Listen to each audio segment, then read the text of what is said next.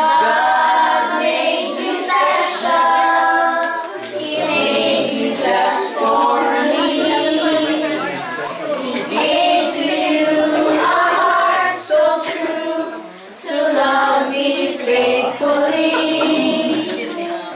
So all the world I'll honor you and thank the Lord above for giving me a parents like you to cherish and to love.